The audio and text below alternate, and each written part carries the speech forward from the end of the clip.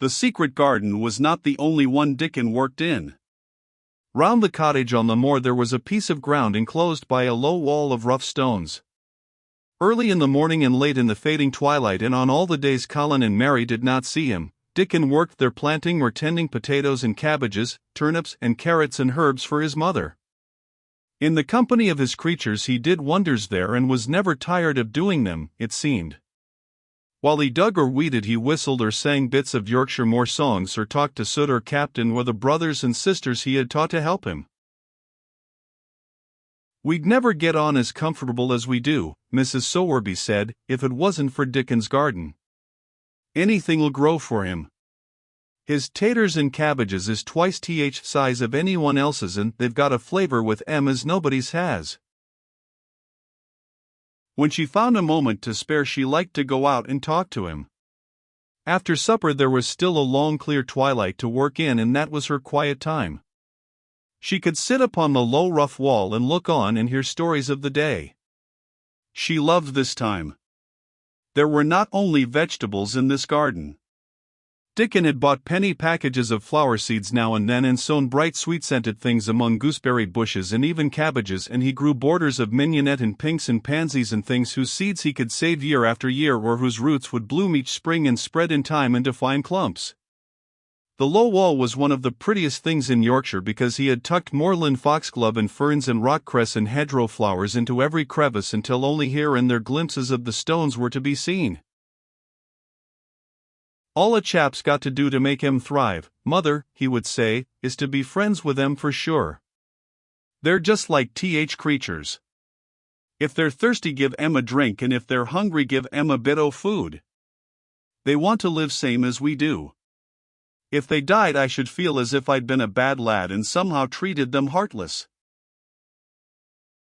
It was in these twilight hours that Mrs. Sowerby heard of all that happened at Misselthwaite Manor.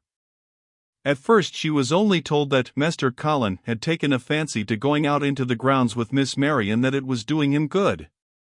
But it was not long before it was agreed between the two children that Dickon's mother might come into the secret. Somehow it was not doubted that she was safe for sure. So one beautiful still evening Dickon told the whole story, with all the thrilling details of the buried key and the robin and the grey haze which had seemed like deadness, and the secret Mistress Mary had planned never to reveal.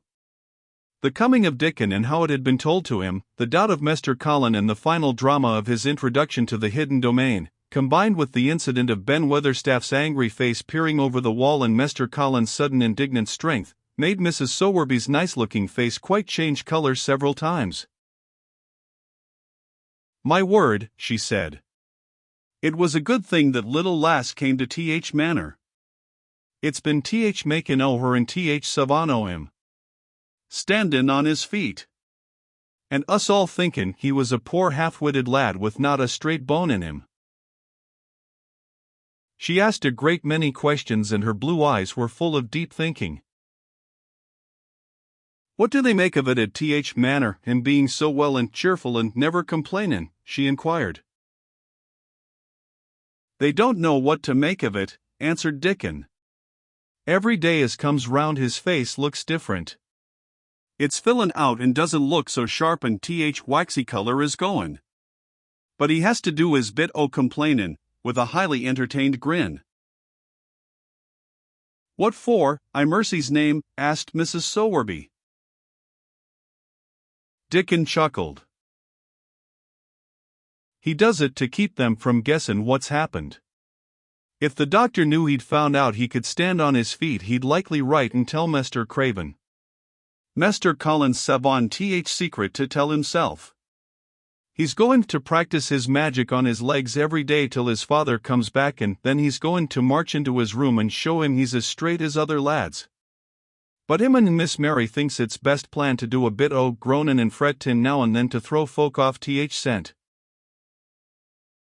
Mrs. Sowerby was laughing a low comfortable laugh long before he had finished his last sentence.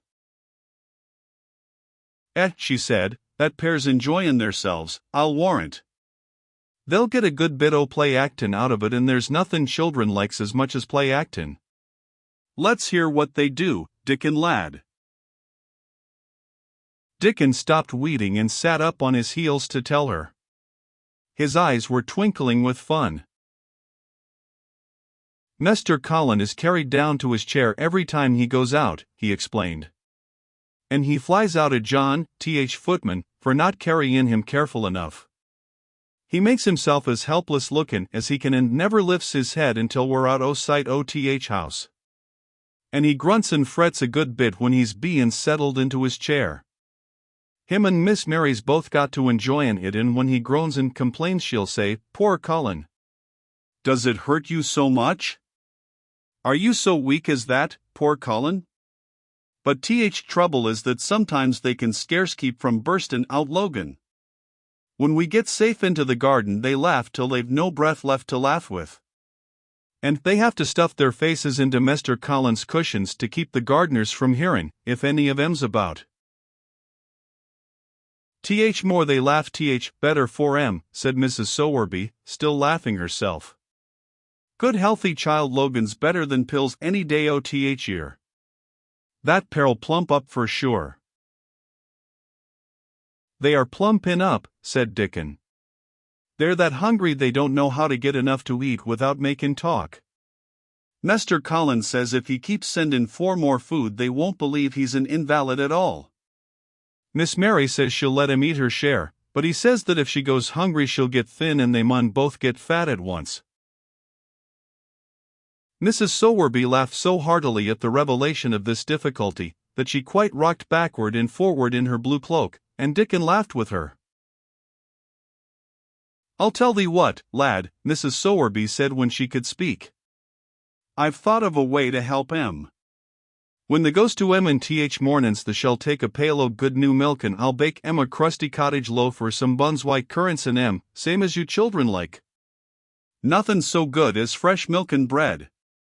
Then they could take off edge o' their hunger while they were in their garden and fine food they get indoors ud polish off corners. Mother, said Dickon admiringly, what a wonder they art. They always sees a way out o' things. They was quite in a pother yesterday. They didn't see how they was to manage without orderin' up more food, they felt that empty inside. They're too young uns growin' fast, and health's comin' back to both of 'em. Children like that feels like young wolves and food's flesh and blood to 'em, said Mrs. Sowerby. Then she smiled Dickon's own curving smile. But they're enjoyin' theirselves for sure, she said. She was quite right, the comfortable wonderful mother creature, and she had never been more so than when she said their play actin' would be their joy.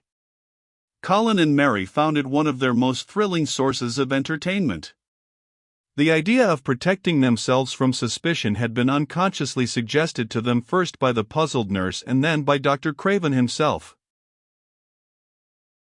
Your appetite is improving very much, Master Colin, the nurse had said one day.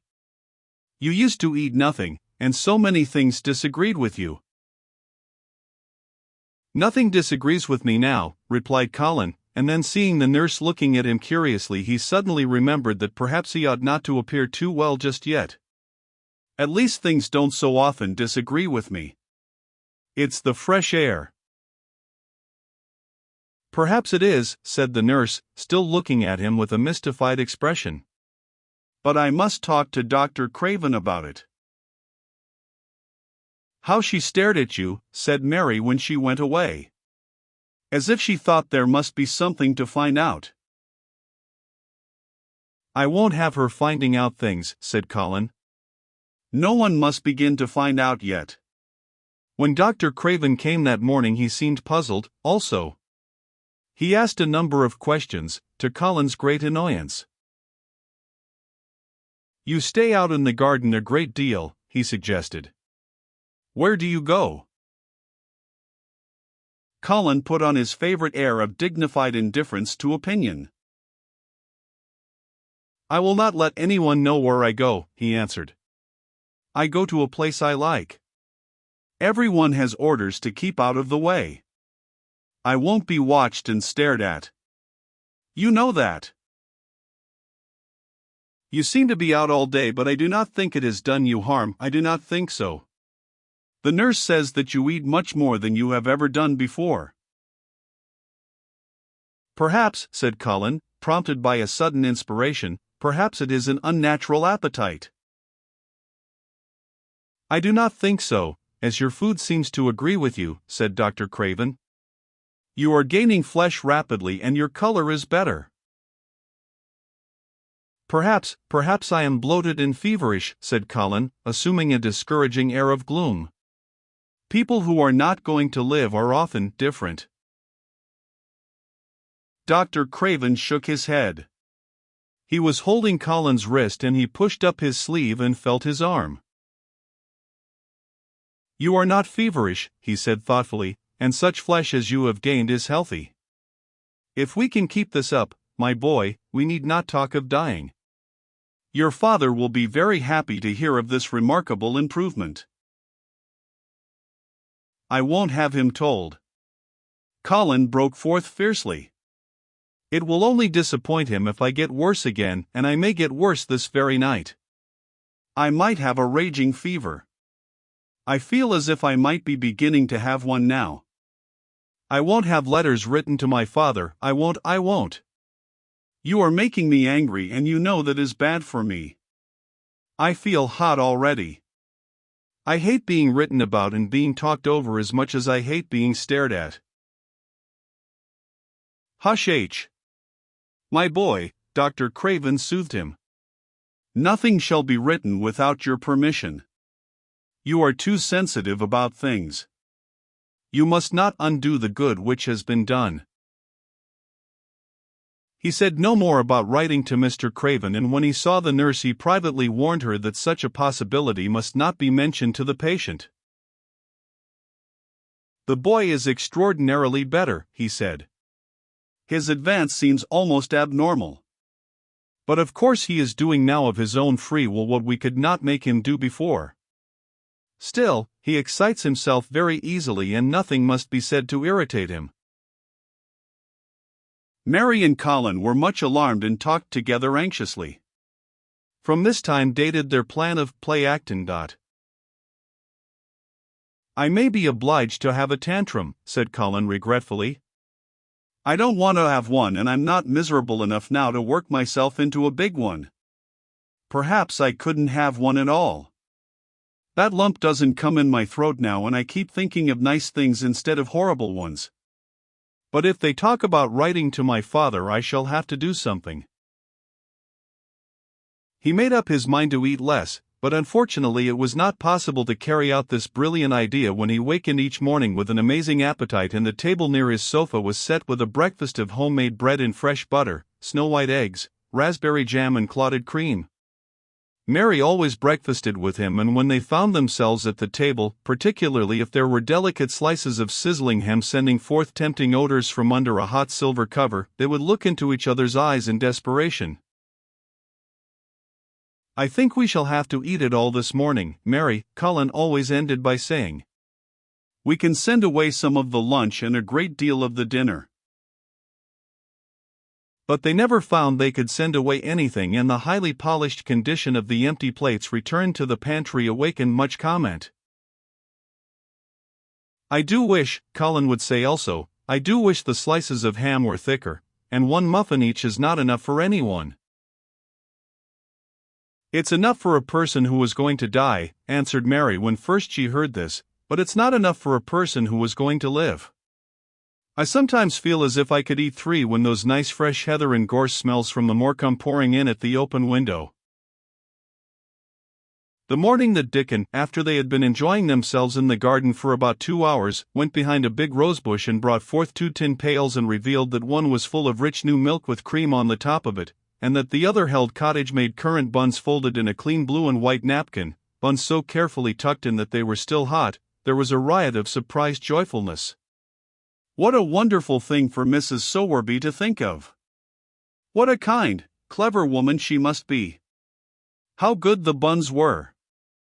And what delicious fresh milk! Magic is in her just as it is in Dickon, said Colin. It makes her think of ways to do things, nice things. She is a magic person. Tell her we are grateful, Dickon, extremely grateful. He was given to using rather grown-up phrases at times. He enjoyed them. He liked this so much that he improved upon it. Tell her she has been most bounteous and our gratitude is extreme. And then, forgetting his grandeur, he fell to and stuffed himself with buns and drank milk out of the pail in copious draughts in the manner of any hungry little boy who had been taking unusual exercise and breathing in moorland air and whose breakfast was more than 2 hours behind him. This was the beginning of many agreeable incidents of the same kind. They actually awoke to the fact that as Mrs. Sowerby had 14 people to provide food for, she might not have enough to satisfy 2 extra appetites every day. So they asked her to let them send some of their shillings to buy things. Dickon made the stimulating discovery that in the wood in the park outside the garden where Mary had first found him piping to the wild creatures there was a deep little hollow where you could build a sort of tiny oven with stones and roast potatoes and eggs in it. Roasted eggs were a previously unknown luxury, and very hot potatoes with salt and fresh butter in them were fit for a woodland king, besides being deliciously satisfying. You could buy both potatoes and eggs and eat as many as you liked without feeling as if you were taking food out of the mouths of 14 people. Every beautiful morning the magic was worked by the mystic circle under the plum tree, which provided a canopy of thickening green leaves after its brief blossom time was ended.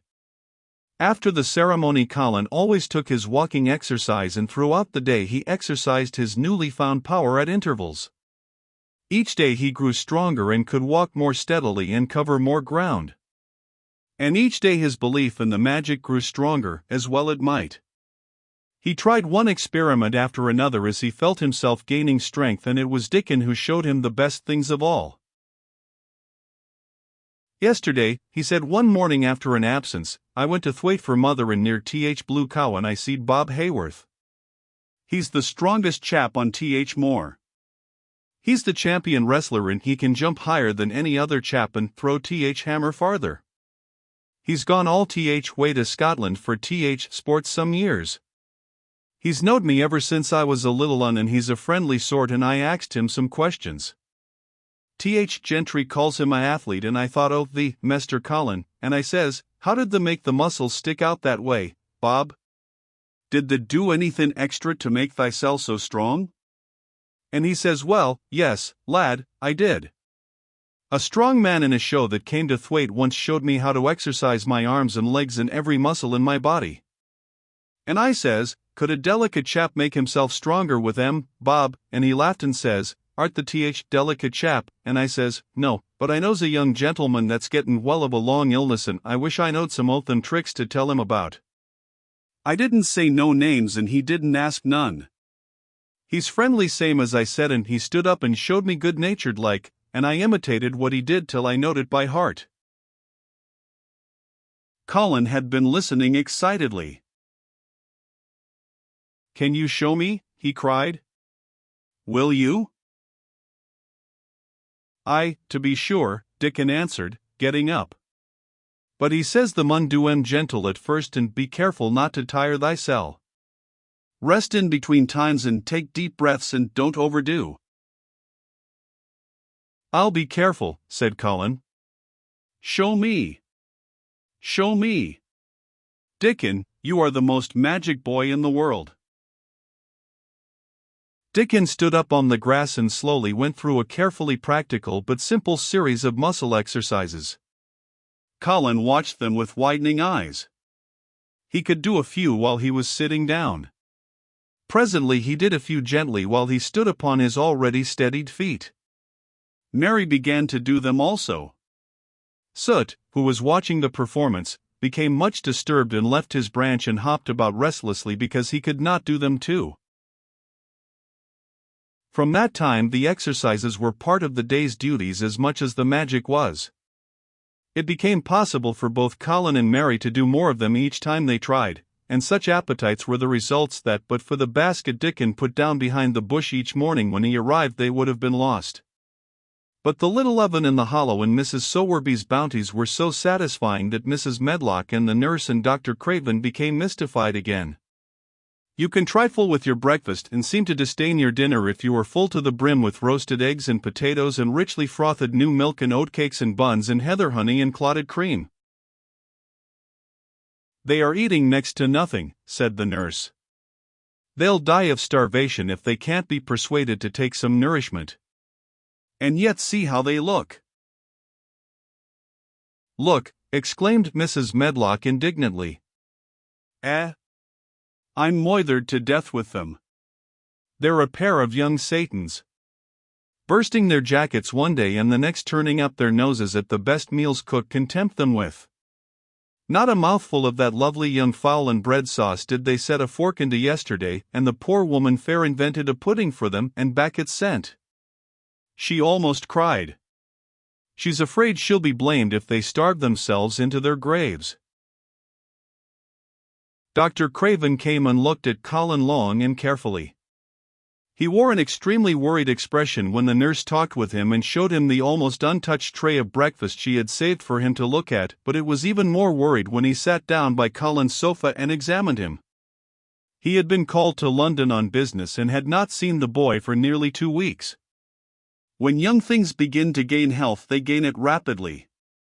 The waxen tinge had left Colin's skin and a warm rose showed through it. His beautiful eyes were clear and the hollows under them and in his cheeks and temples had filled out. His once dark, heavy locks had begun to look as if they sprang healthily from his forehead and were soft and warm with life. His lips were fuller and of a normal color. In fact, as an imitation of a boy who was a confirmed invalid, he was a disgraceful sight. Dr. Craven held his chin in his hand and thought him over. I am sorry to hear that you do not eat anything, he said. That will not do. You will lose all you have gained, and you have gained amazingly. You ate so well a short time ago. I told you it was an unnatural appetite, answered Colin. Mary was sitting on her stool nearby and she suddenly made a very queer sound which she tried so violently to repress that she ended by almost choking. What is the matter? Said Dr. Craven, turning to look at her. Mary became quite severe in her manner. It was something between a sneeze and a cough, she replied with reproachful dignity, and it got into my throat. But she said afterward to Colin, I couldn't stop myself. It just burst out because all at once I couldn't help remembering that last big potato you ate and the way your mouth stretched when you bit through that thick lovely crust with jam and clotted cream on it. Is there any way in which those children can get food secretly? Dr. Craven inquired of Mrs. Medlock. There's no way unless they dig it out of the earth or pick it off the trees, Mrs. Medlock answered. They stay out in the grounds all day and see no one but each other. And if they want anything different to eat from what's sent up to them, they need only ask for it. Well, said Dr. Craven, so long as going without food agrees with them, we need not disturb ourselves. The boy is a new creature. So is the girl, said Mrs. Medlock. She's begun to be downright pretty since she's filled out and lost her ugly little sour look. Her hair's grown thick and healthy looking and she's got a bright color. The glummest, ill-natured little thing she used to be, and now her and Master Colin laughed together like a pair of crazy young ones. Perhaps they're growing fat on that. Perhaps they are, said Dr. Craven. Let them laugh.